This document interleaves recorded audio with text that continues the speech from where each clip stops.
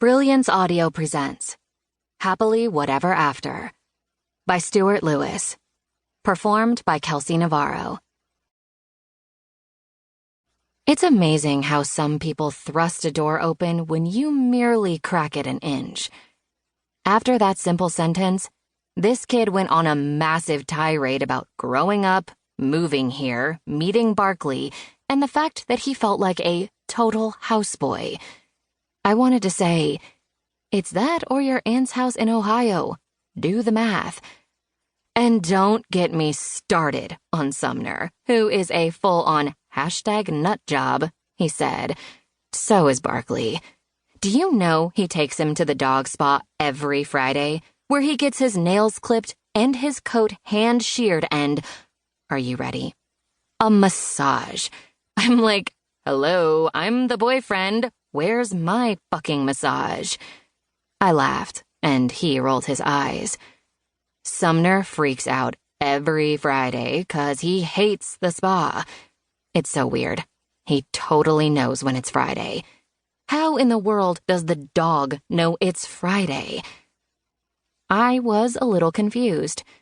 His train of thought was so tangential. It was difficult to decide which subject to comment on. You know he only got Sumner 'cause he saw a Scotty in a polo ad. Why not? I offered. He shook his head and sighed. And then there's Barkley and his suits. He wears them in the dead of summer, even if he's just going to, like, the bank. It's his armor. Anything to hide the major issues underneath. I nodded, even though I had no idea what he was talking about. It's sort of the same with Sumner. Barkley thinks if he just keeps the dog and himself perfect, everything will just turn out fine. Forget about global warming or the refugee crisis. Just make sure life looks glossy like a magazine. I thought of my brother's apartment, mostly designed by his girlfriend.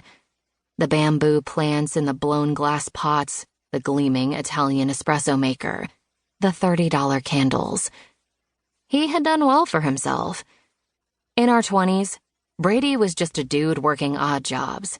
He would drag me to indie rock shows where I struggled to hear the lyrics, and I'd drag him to museums where he'd make silly remarks about the paintings. He looks constipated, he'd say about a Van Gogh self-portrait, or, I'd smoke a pipe too if I had to wear those flowers on my head, about Picasso's Garçon à la Pipe. Then he got his act together, moved to D.C. and dabbled in real estate, made some seed money, and now the Post just gave his restaurant 4 stars. It's so sad, though, Barkley's boyfriend went on, because the man has tried everything. You know, I've been dating him for almost 2 years. Before that, he had 4 years of Freudian therapy, like major, 5 days a week. That didn't work, so he became a Buddhist. Yeah, right. Then it was yoga and Pilates. That lasted maybe a weekend. Now it's juice cleanses. I'm like, honey, look inside yourself. Your internal happiness is not going to come from cashew milk. Didn't you see Eat, Pray, Love? #get over yourself. I felt a little accosted by his jabbering, but also slightly intrigued.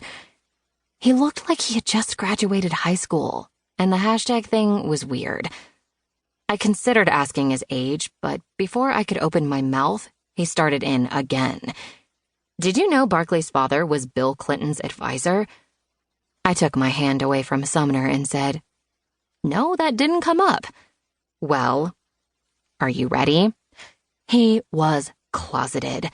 The man had sex with his wife once in his life to have Barkley. Am I oversharing?